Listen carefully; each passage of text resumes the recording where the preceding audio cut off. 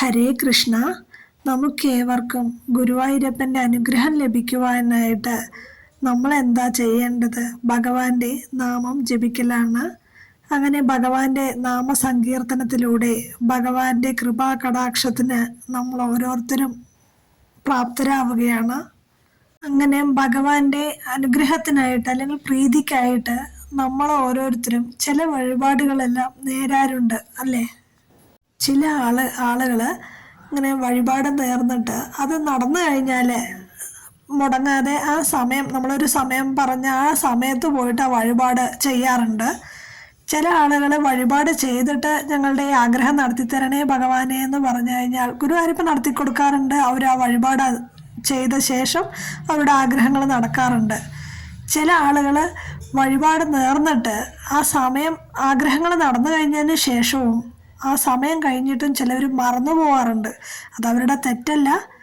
പല അനുഭവങ്ങളും പലർക്കും ഉണ്ടായിട്ടുണ്ട്. ഞാനതിന് മുന്നേ ഒരു വീഡിയോ ചെയ്തിട്ടുമുണ്ട്. അപ്പോൾ ഗുരുവായൂർ അമ്പലത്തിൽ ഇരിക്കണതേ ഒരു ഉണ്ണിക്കണ്ണനാണ്. നമ്മൾ എന്തെങ്കിലും ഉണ്ണിക്കണ്ണന് കൊടുക്കാമെന്ന് പറഞ്ഞിട്ടുണ്ടെങ്കിൽ നമ്മൾ മറന്നാലും അത് ഉണ്ണിക്കണ്ണൻ ഗുരുവായൂരപ്പൻ മറക്കില്ല.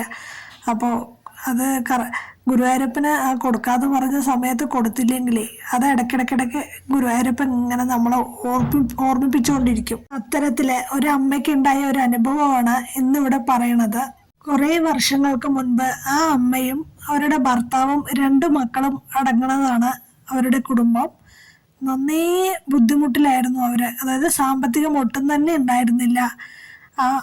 അവരുടെ ഭർത്താവ്, അമ്മയുടെ ഭർത്താവാണെങ്കിൽ തീരെ വയ്യാതിരിക്കുന്ന ഒരവസ്ഥയാണ്. ജോലിക്കൊന്നും പോകാൻ പറ്റാത്ത ഒരവസ്ഥയാണ്. ഈ അമ്മയാണ് അടുത്ത വീടുകളിലെല്ലാം ജോലിക്ക് പോയിട്ട് ഈ കുടുംബം പോറ്റിക്കൊണ്ടിരുന്നത്, കുടുംബം നോക്കിയത്.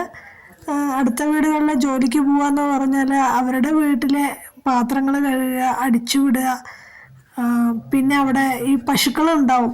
അപ്പോൾ പശുത്തൊഴുത്ത് വൃത്തിയാക്കുക, പശുവിനെ കുളിപ്പിക്കുക, പശുവിനെ തീറ്റ കൊടുക്കുക. കൂടുതലും അതായിരുന്നു അമ്മയ്ക്ക് ജോലി. പക്ഷെ അമ്മ തീർത്തും ഒരു ഗുരുവായൂരപ്പ ഭക്തിയായിരുന്നു. എപ്പോഴും അമ്മയുടെ വായില് ഗുരുവായൂരപ്പ കാത്തോളനെ, ഗുരുവായൂരപ്പ അനുഗ്രഹിക്കണേ, ഇങ്ങനെ ഇടയ്ക്കിടയ്ക്ക് അമ്മ ഇങ്ങനെ പറഞ്ഞുകൊണ്ടേയിരിക്കും. ഈ തൊഴുത്ത് വൃത്തിയാക്കല്, ചാണകം വാരിയിടല്, ഇതൊക്കെയായിരുന്നു അമ്മയ്ക്കും കൂടുതലും ഉണ്ടായിരുന്ന ജോലി. അപ്പോൾ ഒരു ദിവസം അമ്മയ്ക്ക് ഈ ചാണകം ഇങ്ങനെ വാരിയിട്ട കയ്യിൽ ഒരുപാട് ചാണകമായിട്ടാണോ എന്നറിയില്ല, കയ്യെ നന്നായി ചൊറിയാൻ തുടങ്ങി, ചൊറിച്ചല് തുടങ്ങി അമ്മയ്ക്ക്. അപ്പോൾ അമ്മ വിചാരിച്ചു ഈ ചാണകം എപ്പോഴും ചാണകമായിട്ടാണല്ലോ അമ്മ, അതുകൊണ്ടായിരിക്കും അപ്പോൾ ഈ ചൊറിച്ചൽ. പിന്നെ നോക്കുന്ന സമയത്ത് ഇതങ്ങനെ ചെറിയ ചെറിയ കുരുക്കൾ വരാൻ തുടങ്ങി അമ്മയ്ക്ക്. ചൊറിഞ്ഞ സ്ഥലങ്ങളൊക്കെ കുരുക്കൾ വന്നിട്ട് അതെന്തോ പഴുത്ത് പൊട്ടണ പോലെ. അപ്പോൾ അമ്മയ്ക്ക് വേദന സഹിക്കാൻ വലിയ ചൊറിച്ചിലും എല്ലാം കൂടി ആയപ്പോൾ അമ്മ എപ്പോഴും ഈ ഗുരുവായൂരപ്പൻ ഇങ്ങനെ പ്രാർത്ഥിച്ചുകൊണ്ടിരിക്കുന്ന അമ്മയാണ്. അപ്പോൾ അമ്മയുടെ വായിൽ അമ്മ പ്രാർത്ഥിച്ചു, എൻ്റെ കൃഷ്ണ, എൻ്റെ ഗുരുവായൂരപ്പ, നീ എൻ്റെ ഈ ചൊറിച്ചിൽ മാറ്റിയിട്ട് ഈ കയ്യിൽ ഈ പുണ്ണൊക്കെ ഒന്ന് മാറ്റി തരികയാണെന്ന് വെച്ചാലേ ഞാൻ ഗുരുവായൂർ അമ്പലത്തിൽ വന്നിട്ട് ഈ ചാണകം കൊണ്ട് തുലാഭാരം നടത്തിയേക്കാമേ എന്ന് ആ അമ്മ ഗുരുവായൂരപ്പനോട് നേർച്ച നേർന്നു.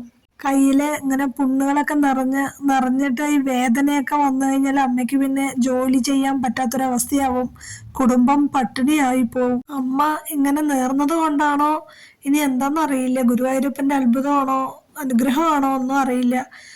കുറച്ച് ദിവസങ്ങൾ കഴിഞ്ഞത് അമ്മയുടെ കയ്യിലെ വേദന മാറി, ചൊറിച്ചിൽ മാറി, ഈ പുണ്ണുകൾ, ആ പാടുകൾ മുഴുവൻ ഒന്നും കാണുന്നില്ല. അമ്മയ്ക്ക് അങ്ങനെ ഭയങ്കര സന്തോഷമായി. ആ അമ്മ അങ്ങനെ ഗുരുവായൂരപ്പനെ മനസ്സിലിങ്ങനെ ധ്യാനിച്ചുകൊണ്ടേയിരുന്നു. എന്നും അമ്മയ്ക്ക് ഗുരുവായൂരപ്പൻ്റെ ചിന്ത മാത്രമേ ഉണ്ടായിരുന്നുള്ളൂ. അങ്ങനെ കാലങ്ങൾ കുറെ കഴിഞ്ഞു. അവരുടെ മക്കളൊക്കെ വലുതായി, മക്കളെ നല്ല പഠിച്ച് നല്ല ജോലിക്കാരായി മാറി. അങ്ങനെ അവര് സാമ്പത്തികമായിട്ട് നന്നായി മെച്ചപ്പെട്ടു. ആ അമ്മ നല്ല ധനമുള്ള ഒരു സ്ത്രീയായി മാറി. അന്ന് കഷ്ടപ്പെട്ട് ജീവിച്ചതിന് ആ അമ്മയ്ക്ക് ഇന്ന് നല്ല ഒരു സാമ്പത്തികമായിട്ടുള്ള ഉയർച്ചയും ധനവും സമൃദ്ധിയും എല്ലാമായി സന്തോഷത്തോടെയുള്ളൊരു ജീവിതം ആ അമ്മ നയിച്ചുകൊണ്ടിരിക്കുകയാണ്. അന്ന് അമ്മ ആ ഭഗവാനോട് നേർച്ച നേർന്നല്ലോ ചാണകം കൊണ്ട് തുലാഭാരം നടത്തിയേക്കാമെന്ന്. പക്ഷെ അത് അമ്മ മറന്നുപോയിരുന്നു. അമ്മയ്ക്കത് ഓർമ്മ തന്നെ ഉണ്ടായിരുന്നില്ല. അങ്ങനെ വീണ്ടും ഒരു ഓണക്കാലം കൂടി വന്നു. അപ്പോൾ വീട്ടിൻ്റെ മുറ്റത്ത് അത്തപ്പൂക്കളം ഇടുമല്ലോ. അപ്പോൾ ഈ അത്തപ്പൂക്കളം ഇടാൻ വേണ്ടിയിട്ട് ഈ അമ്മ ചാണകം കൊണ്ട് ഇങ്ങനെ മെഴുകുകയായിരുന്നു. അങ്ങനെ ചാണകം കൊണ്ട് മെഴുകുമ്പോൾ അമ്മയുടെ കയ്യിൽ പെട്ടെന്നൊരു ചൊറിച്ചിൽ അനുഭവപ്പെട്ടു. കൈ ചൊറിയാൻ തുടങ്ങി. അപ്പം അമ്മ ഗുരുവായൂരപ്പനെ വിളിച്ച്, എൻ്റെ കൃഷ്ണ, എൻ്റെ ഗുരുവായൂരപ്പ, ഇതെന്താ ഇത്, എൻ്റെ കയ്യിൽ പിന്നെയും ചൊറിച്ചിൽ വരികയാണല്ലോ എന്ന് പറഞ്ഞപ്പോൾ അമ്മയുടെ മനസ്സിൽ പെട്ടെന്നൊരു ചിന്ത ഇങ്ങനെ ഓടിയെത്തി. കുറേ വർഷങ്ങൾക്ക് മുമ്പ് താൻ ഇങ്ങനെ ചാണകത്തിൽ ഇങ്ങനെ ജോലി ചെയ്തുകൊണ്ടിരിക്കുന്ന സമയത്ത് കയ്യിൽ ചൊറിച്ചിൽ അനുഭവപ്പെട്ടിട്ട് കയ്യിൽ ചെറിയ ചെറിയ കുരുക്കൾ വന്നതും വേദന സഹിക്കാൻ പറ്റാത്ത ഗുരുവായൂരപ്പന് നേർച്ച നേർന്ന കാര്യമാണ് അമ്മയ്ക്ക് പെട്ടെന്ന് ഓർമ്മ വന്നത്. അപ്പോൾ ഗുരുവായൂരപ്പ, കൃഷ്ണ, ചിലപ്പോൾ എൻ്റെ കയ്യിൽ ഇപ്പോൾ ഈ ചൊറിച്ചിൽ വന്നത് എന്നെ അന്ന് ഞാൻ പറഞ്ഞ കാര്യം ചെയ്യാത്തത് കൊണ്ട് എന്നെ ഓർമ്മപ്പെടുത്തിയതാണോ കണ്ണ എന്ന് അമ്മ ചോദിച്ചു പോയി. അപ്പോൾ തന്നെ അവർ മനസ്സിൽ വിചാരിച്ചു. എന്താ വിചാരിച്ചത്? ഭഗവാൻ എത്രയും പെട്ടെന്ന് തുലാഭാരം ചെയ്യണം. അങ്ങനെ അവർ ഗുരുവായൂരിലേക്ക് പോകാൻ തയ്യാറാവുകയാണ്. പക്ഷെ പെട്ടെന്ന് അവരുടെ മനസ്സിലൊരു ചിന്ത ഉദിച്ചു. അങ്ങനെ ഒരു തുലാഭാരം അവിടെയുണ്ടോ, അതോ ഇനി ഇങ്ങനെ ഒരു തുലാഭാരം പറയണത് മോശമാണോ എന്നൊക്കെ അവരുടെ മനസ്സിൽ ഇങ്ങനെ ഒരു സംശയം വന്നുകൊണ്ടേയിരുന്നു. എന്തായാലും ഭഗവാന് തുലാഭാരം ചെയ്യാനായിട്ട് അവര് കുടുംബസമേതം യാത്ര പുറപ്പെട്ടു, ഗുരുവായൂരിലേക്ക് യാത്ര പുറപ്പെട്ടു. അങ്ങനെ അവര് ഗുരുവായൂർ ക്ഷേത്രത്തിലെത്തി.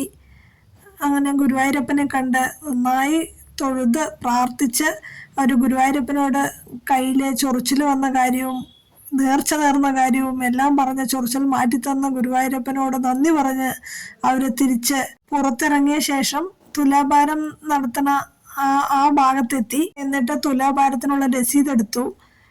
എന്നിട്ട് അവർ തുലാഭാരം നടത്താൻ ഒരുങ്ങുകയാണ്.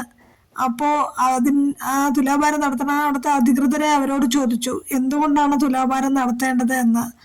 പെട്ടെന്ന് അമ്മ പറഞ്ഞു, പഞ്ചസാര കൊണ്ടാണ് തുലാഭാരം നടത്തേണ്ടത് എന്ന് പറഞ്ഞു. ആ അമ്മയ്ക്ക് ചാണകം കൊണ്ട് തുലാഭാരം നടത്തണം എന്ന് പറയണത് ഒരു കുറച്ചിലായി തോന്നി, ഒരു ലജ്ജ തോന്നി. അതുകൊണ്ടാണ് അമ്മ പഞ്ചസാര കൊണ്ട് തുലാഭാരം നടത്തണം എന്ന് അമ്മ പറഞ്ഞത്. അങ്ങനെ പഞ്ചസാര കൊണ്ട് തുലാഭാരം നടത്തി. പക്ഷെ എന്തു പറയാനാണ്, എന്തു പറഞ്ഞിട്ടും അവരുടെ അതേ തൂക്കം വരണില്ല. അമ്മ ഇരിക്കണ തട്ട് താണ് തന്നെ ഇരിക്കുകയാണ്. അങ്ങനെ അവിടുത്തെ അധികൃതർക്കും അതൊരു അത്ഭുതമായി. കാരണം എത്ര കിലോ തൂക്കം പഞ്ചസാര വെച്ചിട്ടും ഈ അമ്മയുടെ തട്ട് താണ് തന്നെ ഇരിക്കുകയാണ്. പിന്നെ അതിനുശേഷം അവര് കദളിപ്പഴം വെച്ച് നോക്കി. അങ്ങനെ പലതരത്തിലും അവര് വെച്ച് നോക്കിയിട്ടും അമ്മയുടെ തട്ട് താണിരിക്കണം.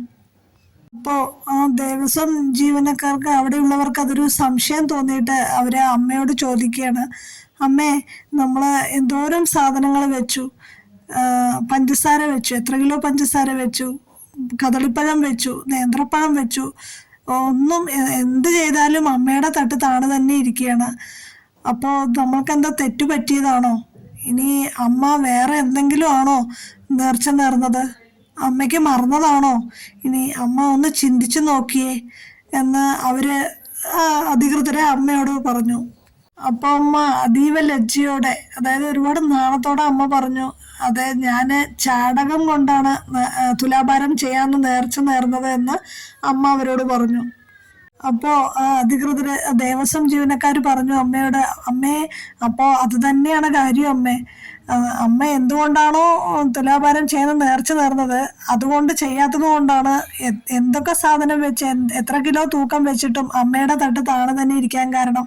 നമ്മള് ഭഗവാനോട് പറഞ്ഞ വാക്ക് നമ്മൾ പാലിക്കണ്ടേ അമ്മേ.